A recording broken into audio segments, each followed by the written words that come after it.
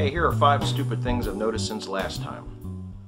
Mother of 19 children calls overpopulation a lie.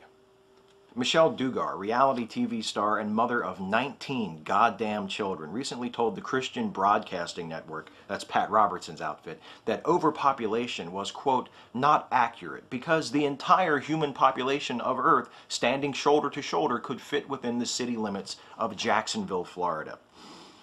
You know, I just wonder if the fucking numbskull from whom Michelle Duggar heard that argument when making the necessary calculations took into account the space needed to house all those people standing shoulder to shoulder in Jacksonville. Not to mention the space needed to build the schools, to educate them, to accommodate the industries and institutions that would employ them, to grow the food that would feed them, and to create the art and sports and recreational and leisure activity that would allow them to explore or express themselves or relax or otherwise cultivate a quality of life not available to them while standing shoulder to shoulder with 7 billion other motherfuckers in some stupid, pointless, hypothetical scenario. You know, I love my species, but one thing this planet doesn't need is more of us. 19 children is fucking enough. Please stop. Fans celebrate by burning their own city. Fans in Lexington, Kentucky rioted last weekend when the University of Kentucky defeated the University of Louisville in the Final Four. They burned couches, they set cars on fire to celebrate. They won. See, you know, it's no wonder that the younger generation of Americans is such a constant disappointment to their parents and grandparents. They get everything ass backwards. You don't riot when you win. You riot when you lose. If you riot when you win and when you lose, then pretty soon the riots cease to be special. They lose all meaning. It would be like having World Laughter Day every day. Having World Laughter Day every day would ruin World Laughter Day, and I won't live in a country that would ruin World Laughter Day. 18 seconds? Are you fucking kidding me? Yeah, that's right, it's a wrestling one. I was looking forward to seeing Daniel Bryan tear the house down with Sheamus at WrestleMania last weekend, but instead, Sheamus pinned him in 18 seconds. If I may dust off a dusty old smart mark chestnut, who booked this shit?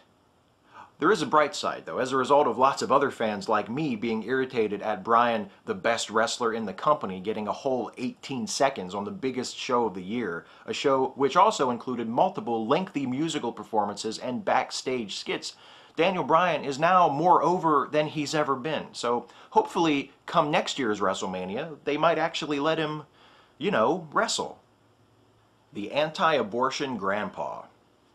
Dick Retta is 80 years old, and he spent a good deal of his free time the last 14 years loitering around the front of abortion clinics in Washington, D.C., trying to persuade women not to have abortions.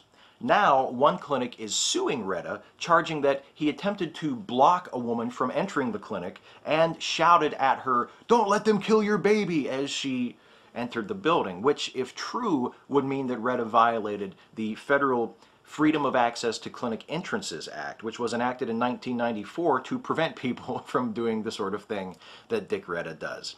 For his part, Retta denies the charges. He says that his approach is friendly and gentle and loving. Look, I know that a lot of people have very deeply felt convictions that abortion is wrong, and some of them feel compelled to act against it. But might I suggest that the minute before she walks into the clinic is not the time to try to talk a woman out of having an abortion. For many women, having an abortion is a difficult, wrenching decision, not easily made. And if you really want to be friendly and loving and gentle to women who have made that decision, don't hang around bothering them at the front of the abortion clinic. Don't say anything to them. Leave them alone. Harvard grad Romney criticizes Harvard grad Obama for spending too much time at Harvard. Speaking to a gathering of supporters in Pennsylvania on Thursday, Mitt Romney said of Barack Obama, quote, "We have a president who I think is a nice guy, but he spent too much time at Harvard, perhaps." Well, President Obama did earn his Juris Doctor degree from Harvard Law, the fucking liberal elitist. Of course, Mitt Romney also earned his JD from Harvard and his MBA, which means, as Harvard Political Review so astutely pointed out last month, Romney has twice as many Harvard degrees as Obama has. And he spent 4 years at Harvard earning those degrees, compared with the 3 years that Obama spent earning his JD. So if Obama spent too much time at Harvard, what does that make Romney? Other than a shameless pandering hypocrite, I mean. The hardest part is only picking 5. Catch you next time.